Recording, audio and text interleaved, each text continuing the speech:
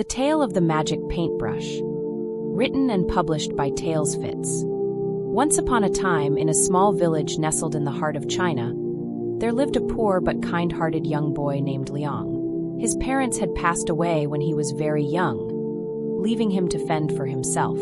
Despite his hardships, Liang was known for his warm smile and helpful nature.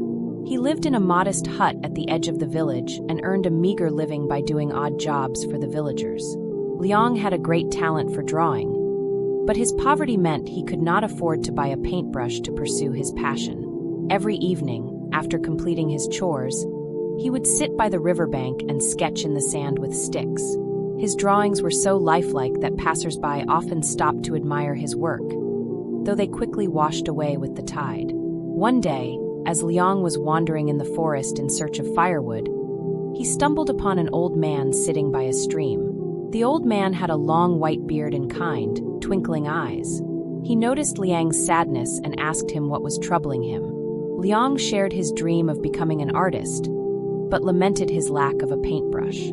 The old man smiled and said, "Young boy, your talent and kind heart deserve to be rewarded." He then handed Liang a beautiful golden paintbrush, saying, "This is no ordinary paintbrush. It is magical. Use it wisely, and it will bring you great fortune." Overjoyed, Liang thanked the old man and rushed back to his village. He immediately began to paint. To his amazement, whatever he painted with the magic paintbrush came to life. He painted a beautiful bird, and it flew off the canvas into the sky.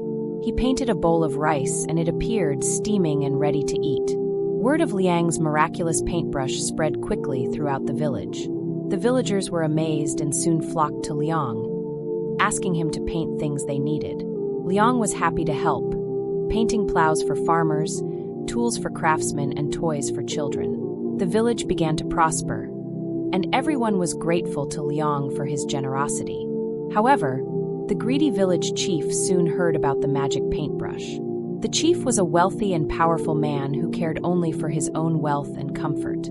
He summoned Liang to his grand mansion and demanded that Liang paint him a mountain of gold. Liang refused, knowing that the chief would use the gold for his own selfish purposes. "This paintbrush was given to me to help those in need, not to satisfy your greed," Liang said bravely. Angered by Liang's refusal, the chief had Liang thrown into prison. The dark, damp cell was a stark contrast to the freedom Liang had enjoyed. But Liang did not despair. That night in his cell, Liang painted a key on the wall. The key came to life, and he used it to unlock the door and escape. He then painted a magnificent horse, which he rode to freedom under the cover of darkness. Determined to help the villagers and thwart the chief's greed, Liang returned to his village in secret. He painted fields of crops, herds of livestock, and everything the villagers needed to thrive. The village prospered even more, and the people were happier than ever. They hid Liang and protected him from the chief's men. The greedy chief, seeing the villagers' prosperity and his own dwindling influence, tried once more to take the paintbrush. He sent his soldiers to capture Liang. But Liang, wise and resourceful, painted a mighty dragon that roared to life and chased the chief and his soldiers away, never to be seen again. The dragon flew over the village, guarding it from any future threats. With the chief gone, Liang continued to use the magic paintbrush to help those in need. He painted homes for the homeless, bridges over rivers, and even schools for the children. The village flourished, and the people were united in their gratitude and respect for Liang. Years passed and Liang grew older. He taught the village children how to draw and paint, sharing his love for art with the next generation. The magic paintbrush remained in his possession, but he seldom used it for himself.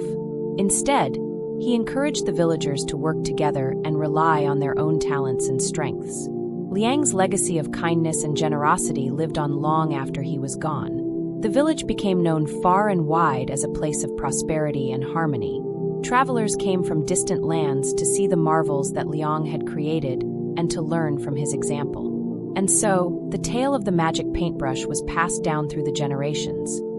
A reminder that true magic lies not in the brush, but in the heart and the spirit of those who use it. Disclaimer: This story, The Tale of the Magic Paintbrush, was written and published by TalesFits. For more information about this story, please visit our website at www.talesfits.com and search for The Tale of the Magic Paintbrush. Thank you for listening. Please comment, like, and share. Don't forget to subscribe for more stories. See you next time.